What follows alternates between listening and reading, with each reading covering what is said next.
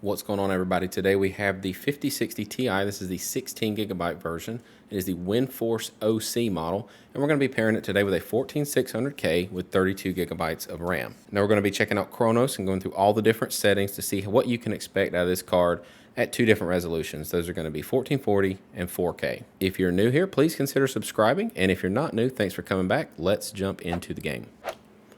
All right, everyone, we're back in Cronos, and we have the 5060 Ti, 16 gigabyte. I just started this title, so ignore those little hiccups right there. We've got this paired with a 14600K today, and all your stats are up there to the left. We got VRAM allocation, used and shared, which would be indicating any kind of spill that we might have. I don't expect any, though, because 16 gigs seems to be adequate for this title. Of course, down there you got your 1% loads, your 0.01% loads, your average, and your FPS with your frame time graph. In the top right, you will see the PCL. That is the main thing to pay attention to. That will give you your latency. All right, so that'll come in handy whenever we're doing any kind of frame generation on this title. So let's just keep going. VRAM allocations at 4.7. We are on the low settings right now. So this is kind of what it looks like on very low. So we have we can go up to low from here. So let's go to low. And just go ahead and see what that looks like. This is gonna run pretty well. It does this. Just give it a second. Don't really know why. Give it a second. The character will pop back in. All right, where'd he go? There he is. All right, good deal. We're in it now. We did it. All right, 73 FPS here at very low. Of course, this is completely native 1440. So we're not upscaling. All right, so we're going to keep going until we obviously need to upscale, which would be around where we're starting to stay below 60 without any sort of hope of getting above 60. So let's just keep going down here and turn on a little bit more of that preset. Jump it up to medium. Yes, we want to apply it. Now this is going to be kind of where it starts to hover around 60. Okay, so 66 still looks really good. And we're going to stay in this like kind of open starter area for two reasons. The game has the game goes into a series of corridors, so it's actually improves a little bit from being out here. So I wanted to show you guys kind of like worst case scenario, which would be kind of in this like more open area. We've got more assets in the distance that load in. And the second reason is I die constantly. This game is very hard. So your boy just ain't skilled enough to get in there and do a test while I'm fighting these like grotesque looking demon things. But other than that, those are the two reasons. All right, so around 60 FPS is where you're at with medium. All right, so let's just go up to the next preset, and that's probably going to be where we need to introduce some of the upscaling. So we're going to go to high and see where that gives us. Again, this is just 1440p. I think this card will do okay.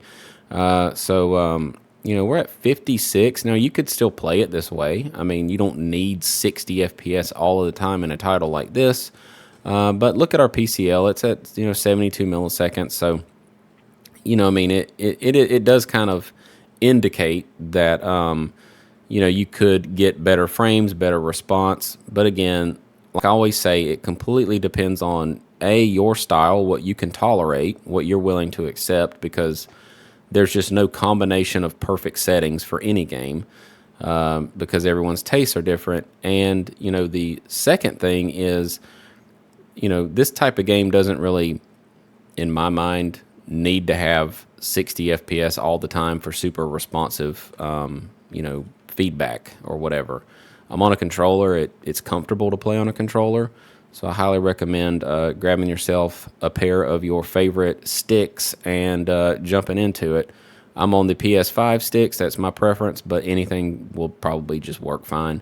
All right, so here we go, 58 FPS.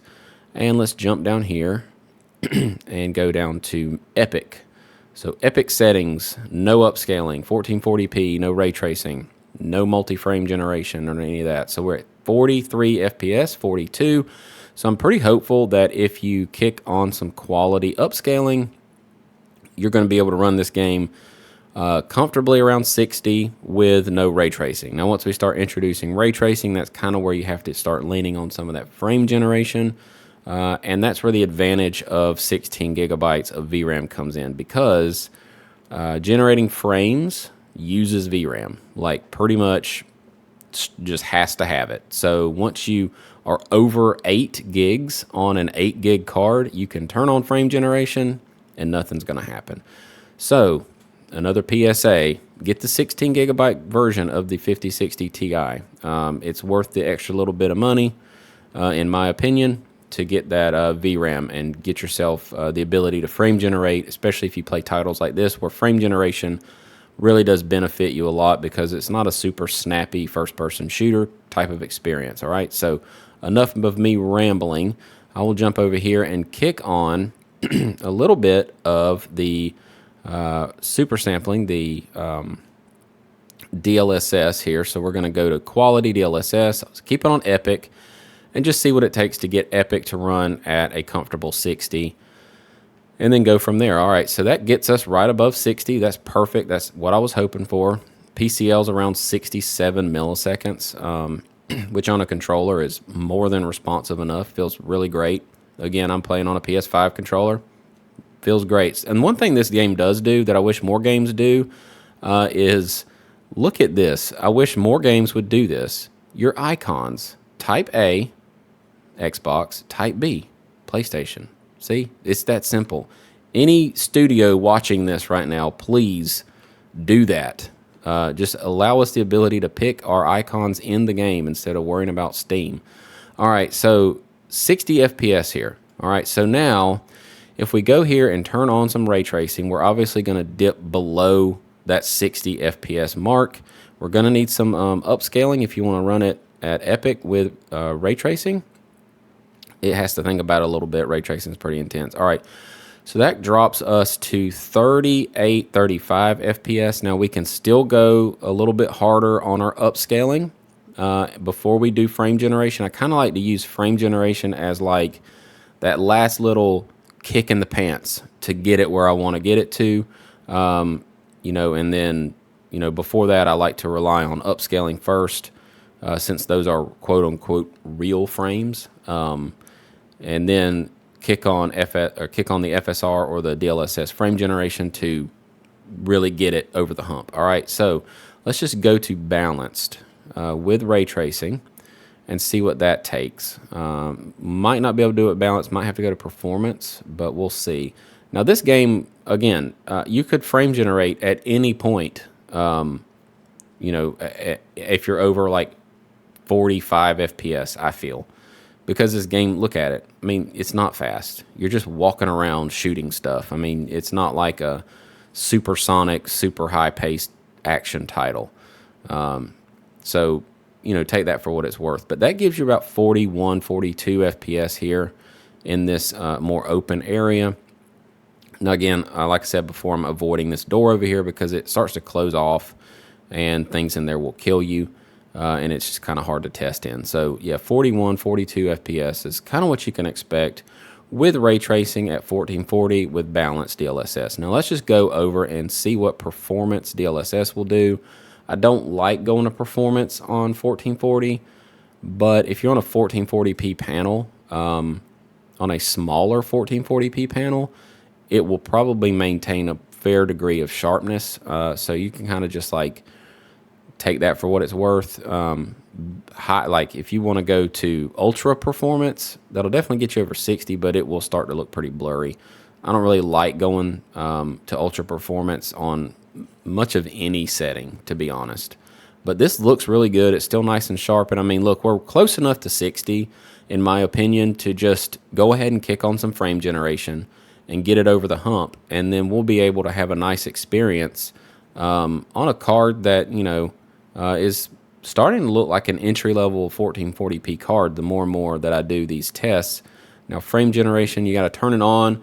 There's two levels. There's frame generation on, and then there's multi-frame generation. It doesn't say if it's like 2x or 3x. I'm assuming it's just 4x once you turn on the multi-frame. So if you turn frame generation on, that's going to get you 92 FPS, 91.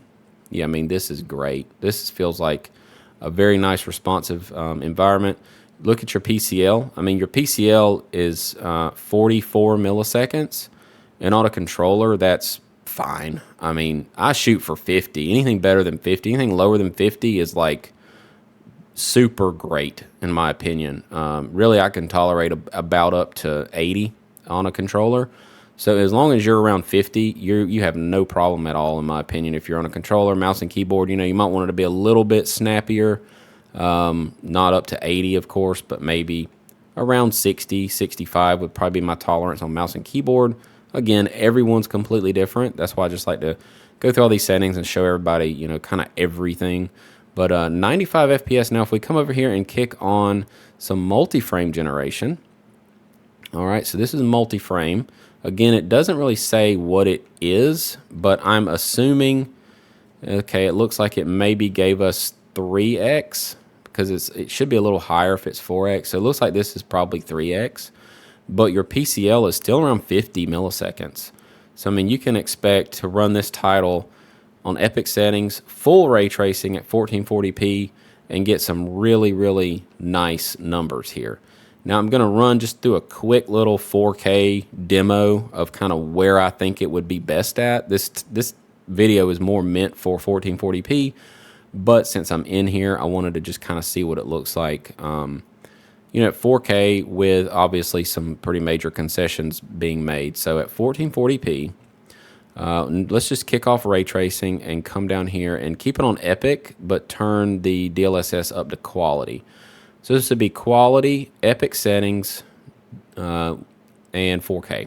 All right. Quality, epic settings, 4K. Here we go. All right. So that will give us 80 FPS. Looking really good, man. I mean, to have a 4K experience with a 5060 Ti is pretty wild. I mean, our VRAMs at our allocated VRAMs at 11.1, so we have plenty on this card. Again, this is why I call that out, because you're just not going to be able to do this on the 8 gig version. 4K is just unfortunately going to be out of VRAM. All right, so here we go. Let's just keep going. This is kind of exciting, so let's see where we can push this thing on 4K.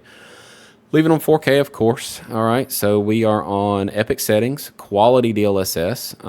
Let's turn off all the frame gen. All right, so that was frame gen. I didn't realize that. Let's go back and see what it looks like without any frame gen. All right, see, 34 FPS here. All right, so you can frame generate, and, it fooled me. I was wondering because our PCL was pretty high, and I was like, that sounds kind of weird, but I didn't realize I had the damn frame generation still on. Oh well, I'll make sure you look at the black bar at the top, because that will always have the correct settings. All right, so DLSS quality, let's go down to performance since we're at 4K. Let's see what it looks like with no ray tracing on performance. So it appears to be 87 milliseconds, 86 milliseconds of PCL. That stands for post-compute latency, so it's everything after the frame gets rendered. So that's what's called post, like after the compute is done, and that gives you the indication of like what your response is going to be to when you see the actual frame get loaded onto the screen. Milliseconds are hard for humans to really discern, but I like to be around 50 to 80 generally, and the only reason you're seeing 80 right here is just because our FPS is under, it's a little bit lower, so a little bit higher FPS would definitely help that out.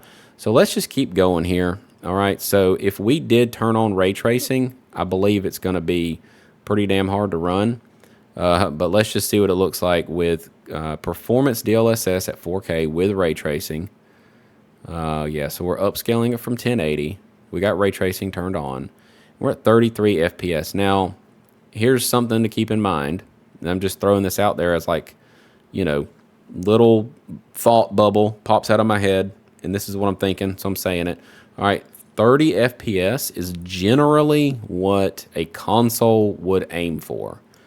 And a console would not be able to do frame generation, at least not right now. So, taking that into consideration, just saying, you could frame generate and get a nice experience with ray tracing at epic settings. If you don't mind frame generation, which on this particular title, I don't think frame generation is like a bad thing at all. It's not a fast game. and that gives you 53, 49 FPS. Now, again, you know, you are on a card totally meant for entry-level 1440, and we're asking it to do 4K. So if you do come in here and want to, you know, rock a 4K panel, you know, until you upgrade your card in a few years or whatever you want to do, you could get by with some DLSS and some multi-frame generation here at 4K. So yeah, that gives you 72 FPS. Our PCL's at 89, and I'm gonna tell you right now, like on a controller, it feels perfectly fine. And I'm not really seeing too bad a ghosting. I mean, again, I think this is at 3x. And I mean, you're really not going to play a game like swinging the camera around wildly like this. If you look around the helmet and the gun, you can definitely see it. But like, who does this unless they're trying to just test out to see if it's ghosting? You know what I'm saying? So yeah, that kind of wraps it up. I think that's a pretty nice run through of this card with what you can kind of expect on Cronos. Again, if you're new here, please subscribe. That helps get this boat out of the harbor. The more subscribers I get, the more I can do this and hopefully get this channel blown up enough to where this is all I can do forever. And that's my goal. So if you want to help me in that goal, please subscribe, get me out of corporate America. And if you're not new here, thank you so much for coming back. The you know, the community is really forming into a nice little group of folks here, and I really love all the questions. If you got a question, I try my best to get down there and answer it for you. Give me a couple days maybe. Sometimes I'm right away, but give me a couple days, and I'll either, if I need to research something, I'll do that for you as well. But yeah, I mean, looking pretty good here in Cronos on the 5060 Ti. With that said, I will see you guys in the next one. Peace.